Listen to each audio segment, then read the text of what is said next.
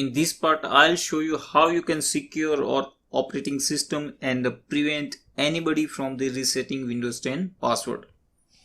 In order to prevent an attackers from the booting from a live CD or installation media and using the utilman.exe trick to gain the access to your system, first enable the UEFI and secure boot that will not allow attackers to boot any devices.